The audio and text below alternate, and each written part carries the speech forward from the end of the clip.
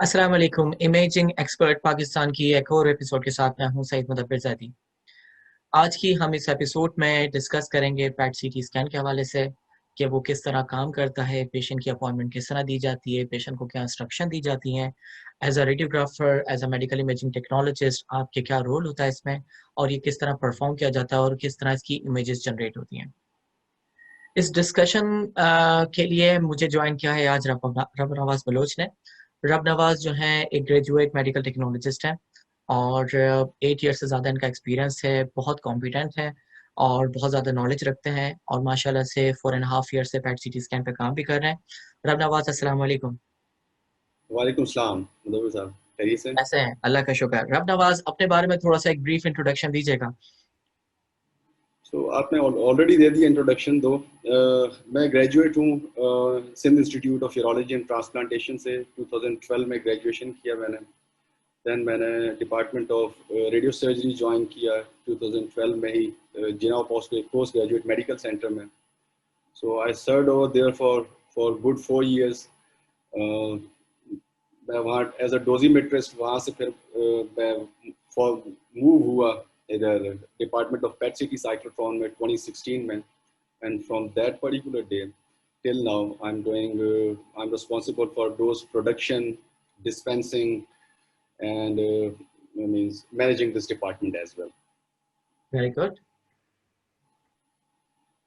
Okay, हम चलते हैं पहले क्वेश्चन की तरफ कि how does PET CT work as a technologist या एज अ स्टूडेंट जिन्होंने कभी पैट सिटी पे काम नहीं किया हो या कहीं कभी पैट सिटी स्कैन की ओरिएंटेशन उनकी नहीं हुई हो, तो उसके बारे में बताएंगे, पैट सिटी के बारे में बताएंगे कि पैट सिटी कैसे काम करता है और मतलब एज अ स्टूडेंट जिन्होंने कभी काम नहीं किया, कभी देखी भी नहीं हो मशीन फॉर एग्जांपल किसी डिपार्टमेंट में, क्योंकि पैट सिटी हर जगह अवेलेबल नहीं है पाकिस्तान में, सिर्फ चंद एक हॉस्पिटल के अंदर जो है पैट सिटी स्कैनर इस वक्त लगा हुआ है।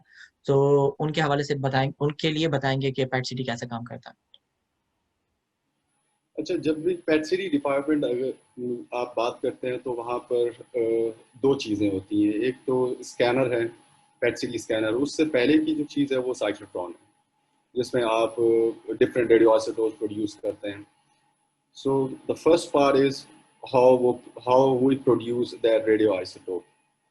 I am gonna make it quite simple for everybody जी। इसमें हमारे पास एक छोटा छोटा तो नहीं कह सकते, डिफरेंट साइजेस के साइक्लोट्रॉन्स होते हैं। आप साइक्लोट्रॉन में प्रोटॉन की बम्बार्डमेंट करते हैं एक स्टेबल आइसोटोप पे, उसको आप एक्साइट करते हैं।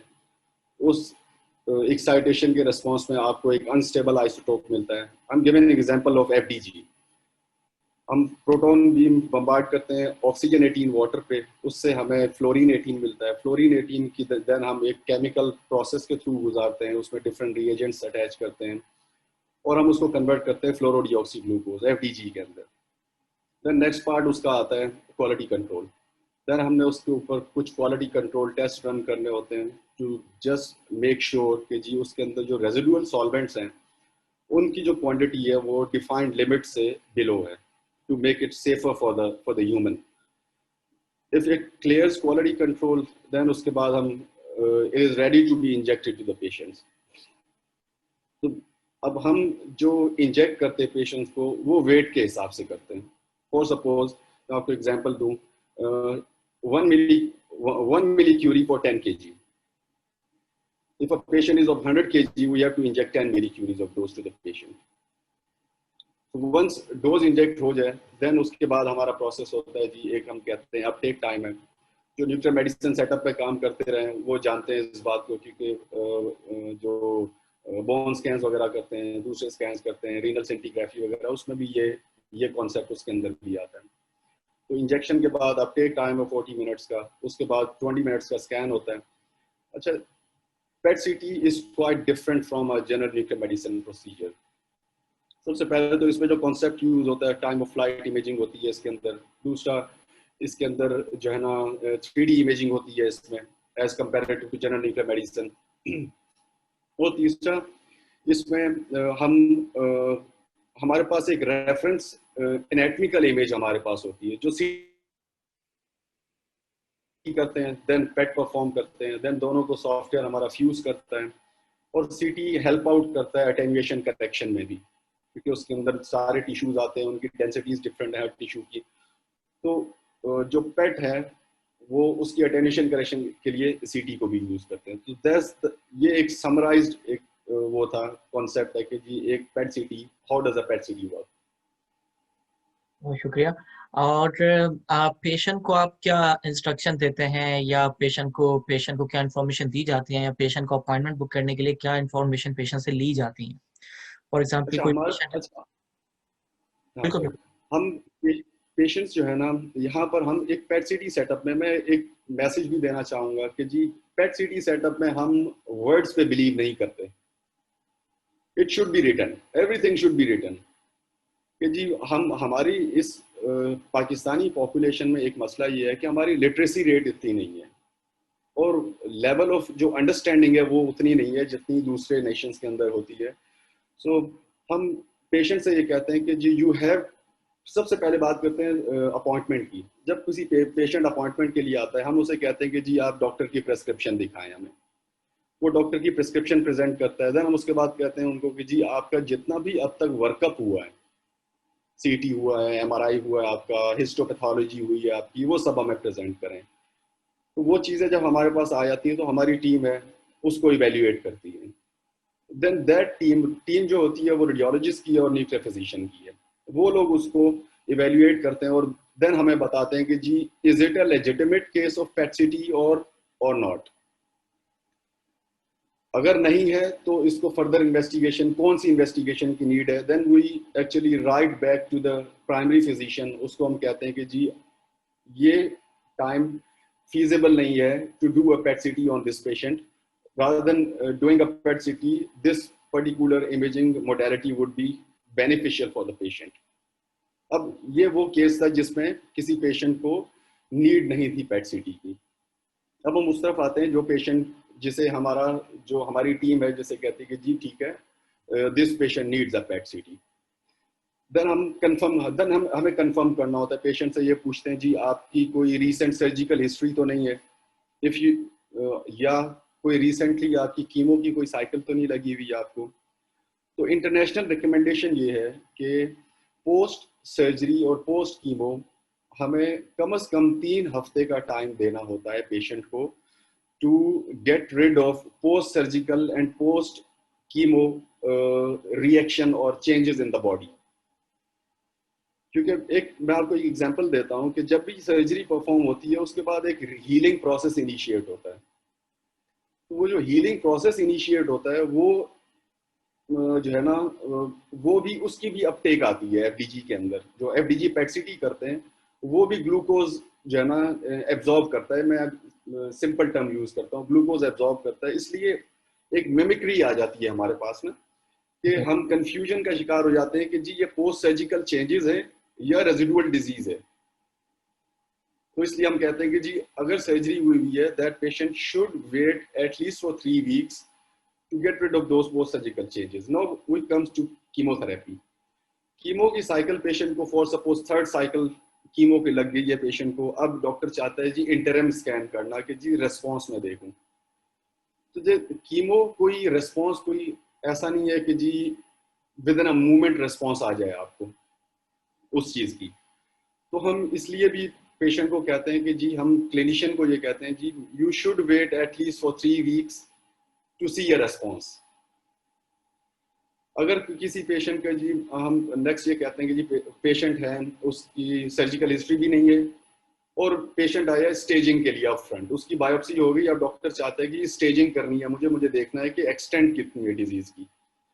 अब हमने उसको बुक कर लिया, हम उसको रजिस्ट्रेशन नंबर अलॉट करते हैं, देन हम उसको पूल अप कर देते हैं। उसको पेशेंट को हम कह देते हैं जी अब आपकी जब बारी आएगी तो हम आपको कॉल कर लेंगे। एक दिन पहले हम पेशेंट को कॉल करते हैं, उसको हम चीज़ें जो समझाई जाती हैं उसमें हम ये कहते हैं कि आपने एनपीओ रहना है फॉर सपोज के कम से कम 4 घंटे के लिए आपने कुछ नहीं खाना। मैं अपना प्रोटोकॉल आपको बताता हूँ कि सुबह 7 बजे करीब हम पेशेंट को कहते हैं आपने हल्का फुल्का नाश्ता करना है, उसके बाद खाने में कुछ नहीं खाना, आपने सादा पानी पीते रहना है, कोई स्ट्रेनस एक्टिविटी नहीं करनी है, आपने जॉगिंग वॉक घरेलू काम ये सब चीज़ें आपने नहीं करनी। अगर विंटर का सीजन है तो कोशिश कीजिए अपनी बॉडी को वार्म रखें। उसकी एक वजह मैं साथ साथ क्लेरिफाई भी करता जाता हूँ कि वार्म रखने की वजह यह है ब्राउन फैट एक्टिवेशन होती है। अगर सर्दी में पेशेंट रहे तो उसका एक ड्रॉबैक है ब्राउन फैट एक्टिवेशन, तो उसको हम नलीफाई करने के लिए हम पेशेंट को वार्म रखते हैं। नेक्स्ट फेज जो आता है, हम पेशेंट से पूछते हैं कि जी कोई मेडिकेशन तो यूज नहीं कर रहे आप। अगर वो कहता है कि जी मैं ये मेडिकेशन यूज कर रहा हूँ, तो हम उसमें देख लेते हैं कि उसका कोई इम्पैक्ट तो नहीं है एफडीजी के ऊपर। फिर हम डायबिटिक प्रोफाइल का पूछते हैं पेशेंट से कि आप डायबिटीज पॉजिटिव तो नहीं है। अगर डायबिटीज पॉजिटिव है तो मेडिकेशन क्या ले रहे हैं। अगर पेशेंट ओरल हाइपोग्लाइसेमिक एजेंट पे है तो हम उसको कहते हैं कि जी आपने जी अ डे बिफोर स्कैन आपने विद होल्ड करना है इसको। अगर आज स्कैन होना है तो कल की जो डोज आप लेंगे वही आपने लेनी है, उसके बाद आपने डोज नहीं लेनी, मॉर्निंग की डोज स्किप करनी है। अगर इंसुलिन लेते हैं तो कोशिश कीजिए कि इंसुलिन जो आपने रात की डोज लेनी है वो जरा एक्सटेंडेड आवर्स में लें। आप अगर 10 बजे लेते हैं तो कोशिश करें रात को 12 बजे लें ताकि उसका इफेक्ट सुबह तक रहे। ये चीजें क्लियर आउट होती हैं, फिर हम पेशेंट को इंस्ट्रक्ट करते हैं कि आपके पास अगर कोई भी आपका मेडिकल इमेजिंग रिकॉर्ड आपके सॉफ्ट कॉपी में in the form of DVD है तो try to keep it with yourself. और जो भी आपका मेडिकल रिकॉर्ड है उसकी एक कॉपी आप हमारे पास लेकर आएंगे ताकि हम जो आपका प्रोफॉर्मा बनाएं तो हम उसके साथ लगाएं उसको और वो हेल्प आउट करें हमारे रिपोर्टिंग फिजिशियन को। तो ये पूरा प्रोसीजर होता है जब पेशेंट को हम इवेल्युएशन के फेज से लेके अपॉइंटमेंट के फेज तक का। ओके। अच्छा, पेशेंट जब डिपार्टमेंट में फॉर एग्जांपल आ जाता है, आपने अपॉइंटमेंट दी पेशेंट को, पेशेंट आपके डिपार्टमेंट में आ गया, सो स्टेप बाय स्टेप आपका क्या प्रोसीजर होता है पेशेंट जब तक डिपार्टमेंट में आया और जब तक एग्जिट हुआ उसका? सबसे पहले तो हम कोशिश ये करते हैं कि हम नंबर ऑफ अटेंडेंट्स जो है वो रिस्ट्रिक्ट करें। अगर पेशेंट कैपेबल है, अगर पेशेंट कैपेबल है कि वो खुद चल सकता है, बात कर सकता है और चीज़ें अच्छे से डिलीवर कर सकता है, तो हम कोशिश करते हैं, क्योंकि रेडिएशन सेफ्टी के पर्सपेक्टिव से हम सोचते हैं, हम कहते हैं कि जी रिस्ट्रिक्ट करते हैं, कम से कम लोग आए।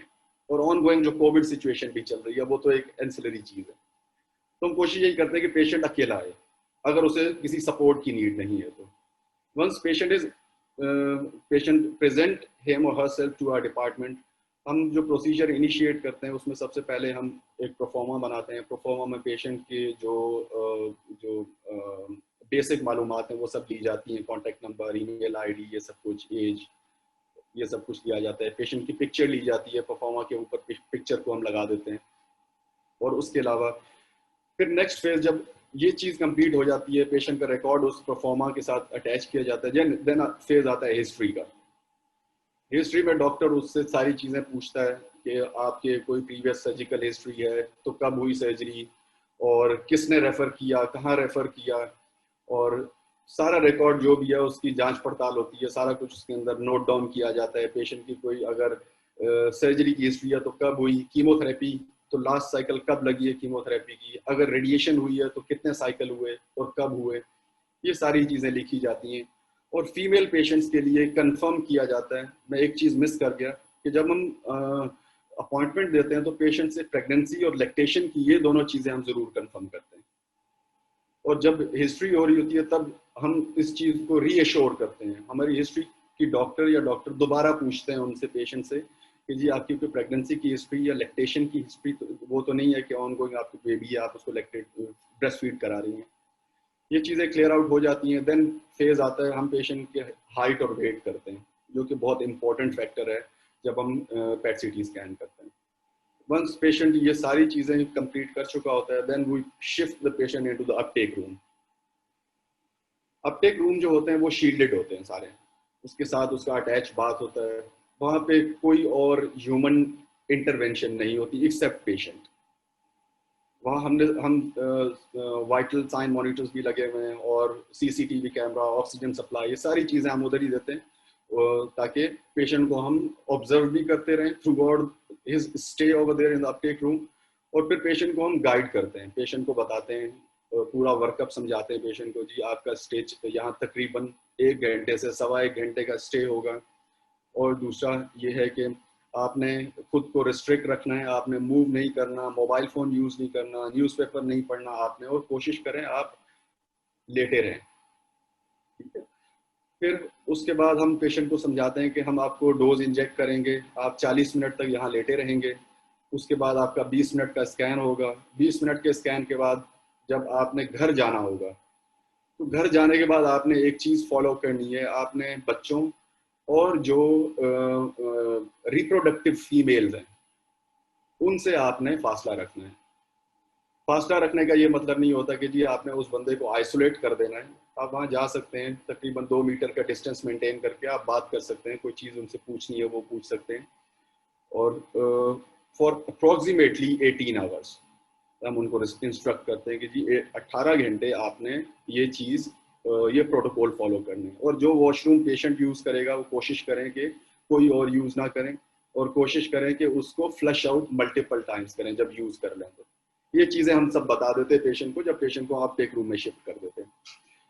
देन नेक्स्ट प्रोसीजर आता है इंजेक्शन का, कि हम जो रेडियो आइसोटोप की प्रोडक्शन मैंने आपको बता दी सारी जो भी है कि हम प्रोड्यूस करते हैं, क्वालिटी कंट्रोल हो गया। अब हमने हॉट रूम के अंदर पेशेंट का की वेट हमें पता लग गया कि पेशेंट का वेट फॉर सपोज 50 kg है, हमने डोज ड्रॉ किया, 5 मिलीक्यूरी ऑफ डोज FDG हमने ड्रॉ की, उसको हमने पेशेंट को, अच्छा पेशेंट को जब हम इंजेक्ट कर रहे होते हैं तो हमारे मेरे बीच में, फॉर सपोज मैं इंजेक्ट कर रहा हूँ, मेरे बीच में और पेशेंट के बीच में एक शील्ड है, रेडिएशन शील्ड है। जब पेशेंट को इंजेक्ट करते हैं उसके पास खड़े होके, और पेशेंट को इंजेक्शन के बाद अगर हम उसी सिरिंज के साथ हम भरते हैं, सेलाइन भरते हैं, उसको फ्लश करते हैं दोबारा, एक दफ़ा फ्लश किया, देन जो हमारे नर्सिंग स्टाफ है, देन अगेन वो 20 cc तक के सेलाइन दोबारा पुश करता है ताकि मिनिमम रेजिडुअल काउंट रहे कैनुला के अंदर। Once it is done, then lights off कर दी जाती है, पेशेंट को वहाँ 40 मिनट्स तक का स्टे दिया जाता है अपटेक रूम के अंदर। देन उसके बाद प्रोसीजर है, 20 मिनट्स का स्कैन है, और स्कैन हो जाने के बाद पेशेंट को ऑलरेडी हमने सब कुछ इंस्ट्रक्ट किया होता है, patient just leave for home. Okay. यहाँ इसी सवाल से मैं 2 सवाल मेरे ज़हन में आए थे। एक तो आपने जैसे कहा कि पेशेंट को कहा जाता है कि वो बच्चों से और फॉर एग्ज़ाम्पल मेरे ख़्याल से प्रेग्नेंट फीमेल से जो है वो दूर रहें। और फीमेल जो रिप्रोडक्टिव एजेस, अच्छा, तो उसमें लाज़मी नहीं है कि वो प्रेग्नेंट हो या ना हो? हाँ प्रेग्नेंट हो ना हो लाजमी नहीं है, लेकिन रिप्रोडक्टिव एज की अगर फीमेल है तो one should avoid going closer to that female. Okay.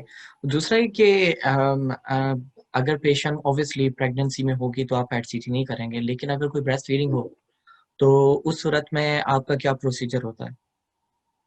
हम उनको रिस्ट्रिक्ट करते हैं कि आपने कम से कम 15 to 18 आवर्स ब्रेस्ट फीड नहीं कराना पेशेंट बेबी को। Okay, okay. अच्छा, अब जब मेरा नेक्स्ट सवाल है, वो ये सवाल है कि फॉर एग्ज़ाम्पल क्या-क्या क्लिनिकल इंडिकेशन होती हैं, जिस पे जो है ना PET-CT स्कैन किया जाता है? अगर रिक्वेस्ट आएगी तो आप क्या क्लिनिकल इंडिकेशन देखते हैं उसमें? अच्छा क्लिनिकल इंडिकेशन पेट सीटी की, पहले तो अगर आप फ्लोरी F18 FDG कर रहे हैं, जस्ट एक सिंगल रेडियो आइसोटोप बेस्ड आप इमेजिंग कर रहे हैं, तो उसमें हमारे पास जो इन पाकिस्तानी पॉपुलेशन, हमारे पास 70% of the cases are of lymphoma. उसके अलावा हैं ब्रेस्ट भी है, और उसके अलावा हेड एंड नेक के कैंसर्स हैं। ब्रेन हम नहीं करते, F18 FDG बेस्ड ब्रेन की इमेजिंग हम नहीं करते। उसमें उसकी वजह यह है कि ब्रेन के अंदर FDG की नॉर्मल अपटेक ही इतनी ज़्यादा होती है कि आप उसमें किसी ट्यूमर को, किसी कैंसर को आप जो है ना वो नहीं कर सकते, सेपरेट आउट नहीं कर सकते, रिजॉल्व नहीं कर सकते एक्चुअली। इसके अलावा मैं एक सिंपल सी चीज़ ये आपको बता दूं कि हम PET-CT की इंडिकेशन सबसे पहले तो ये है कि पेशेंट को कैंसर डायग्नोस हुआ है, वो लिम्फोमा भी हो सकता है, CA ब्रेस्ट भी हो सकता है, ओरल CA हो सकता है, CA कोलोन, या जो है ना कोई हिपैटिक लीजन्स हैं, कोई लंग में मेटास्टेटिक डिपॉजिट्स आ रहे हैं, या कोई लिम्फ नोड है जिसका प्राइमरी आपको नहीं पता कि प्राइमरी ओरिजिन क्या हो सकता है, नॉन प्राइमरी है। ये बेसिक इंडिकेशन है PET-CT के अंदर।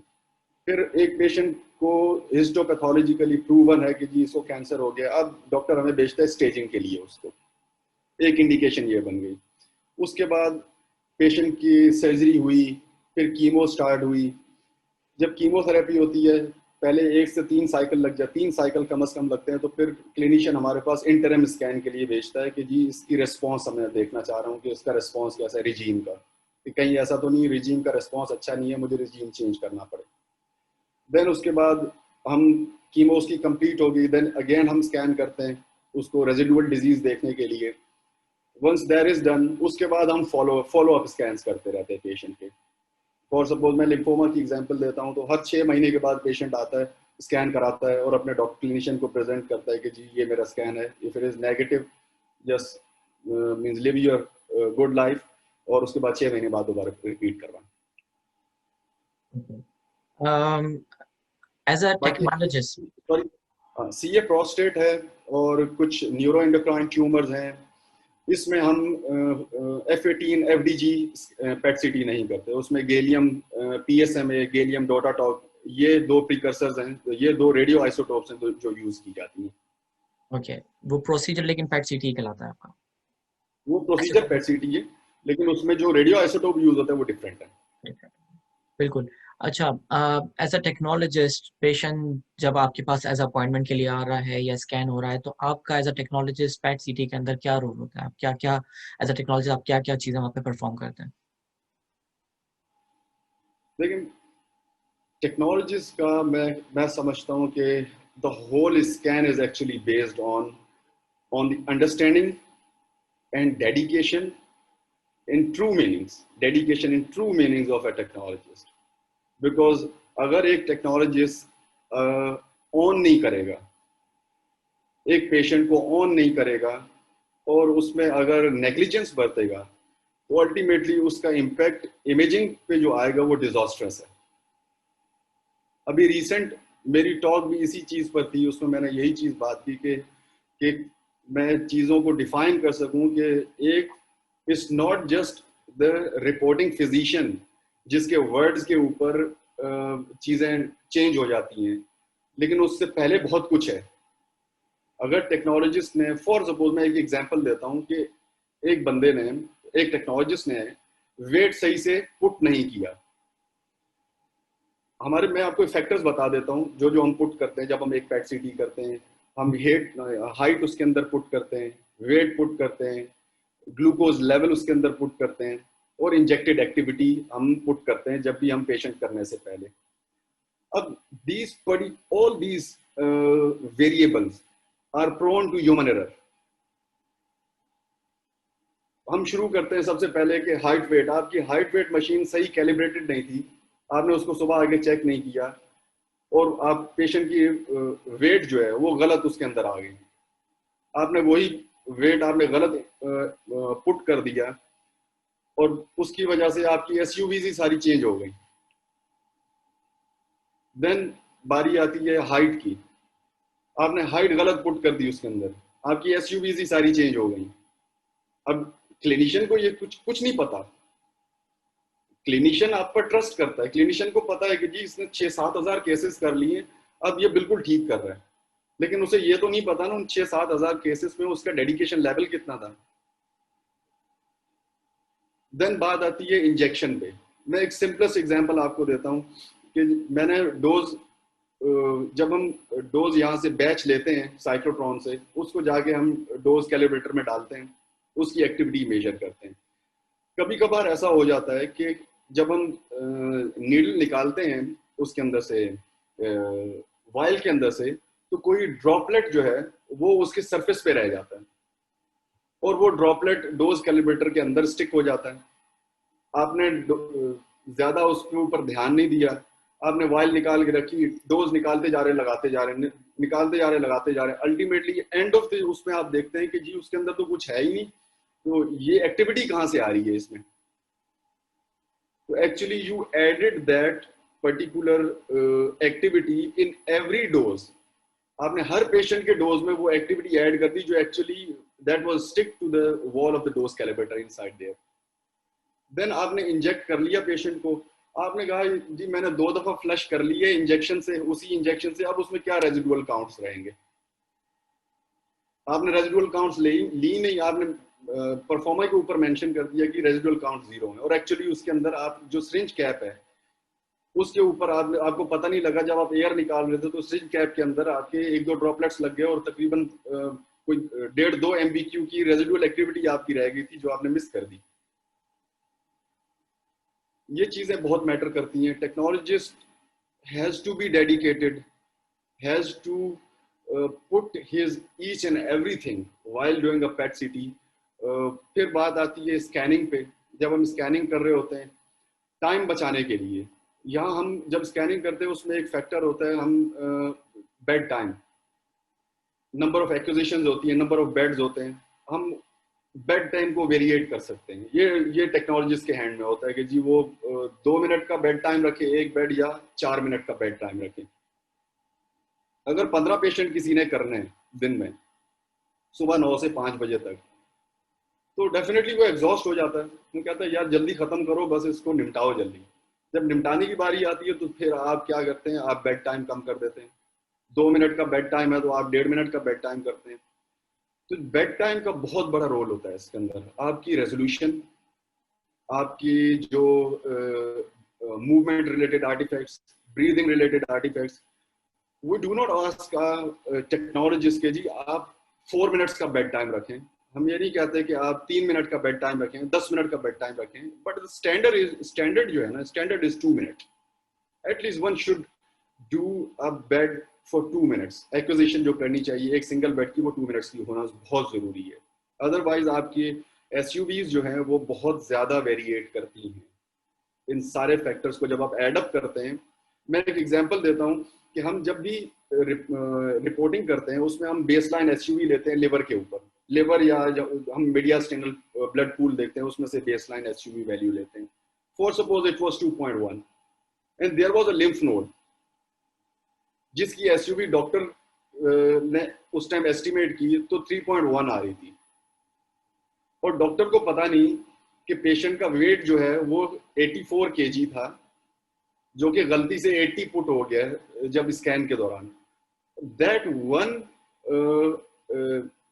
जो एक का डिफरेंस आ रहा है बेसलाइन और उसमें लिम्फ नोड में, वो that actually corresponds to the एरनेस इनपुट ऑफ द वेट। और अगर डॉक्टर को पता, क्लिनिशियन रिपोर्टिंग फिजिशियन को ये नहीं पता, तो वो उसको क्या मार्क कर देगा, हाइपरमेटाबॉलिक। हाइपरमेटाबॉलिक मार्क करके जी FDG एविडेंस हाइपरमेटाबॉलिक है, इट नीड्स वर्कअप। बिल्कुल। बस मैं These आप things should be considered। बिल्कुल, बिल्कुल। और मैं इस चीज़ को समझता हूँ, और हम यही इस प्लेटफ़ॉर्म से ये करेंगे कि कभी भी किसी देर होने की वजह से, रश होने की वजह से पेशेंट की इमेजिंग पे, इमेज क्वालिटी पे आपने कभी कॉम्प्रोमाइज़ नहीं करना है। आप Definitely। पेशेंट को फर्स्ट रखना है, प्रायोरिटी रखना है। कभी-कभी घर देर से जाने से कोई फ़र्क नहीं पड़ जाता, लेकिन कोई आपने फर्क नहीं पड़ता। क्वालिटी को जो है कभी कॉम्प्रोमाइज़ नहीं करना है, इससे पेशेंट की डायग्नोसिस पे बहुत इम्पैक्ट पड़ता है। बिल्कुल, बहुत अच्छी आपने बात करी है। As a PET CT technologist आप क्या स्कोप देखते हैं, और मतलब आप क्या कर सकते हैं as a PET CT technologist? देख, जो न्यूक्लियर मेडिसिन फील्ड है ना, मतलब भाई, वो is an emerging field. Every day we hear, we read कि जी कोई नया रेडियो ट्रेसर इन्होंने वो कर लिया है, डेवलप कर लिया है। If somebody is working in PET city, he is quite lucky, I guess. He or she is quite lucky if he is in PET city, क्योंकि पूरी दुनिया में PET city टेक्नोलॉजिस्ट की बहुत ज़्यादा डिमांड है, और उनके फ्यूचर में भी उनकी एक्सपर्टीज बहुत मैटर करती हैं। अगर किसी ने 3 साल 4 साल एक PET city फैसिलिटी में काम किया है। दूसरी बात कि एक न्यूक्लियर मेडिसिन सेटअप और PET city फैसिलिटी में कोई खास डिफरेंस नहीं है। These are quite similar।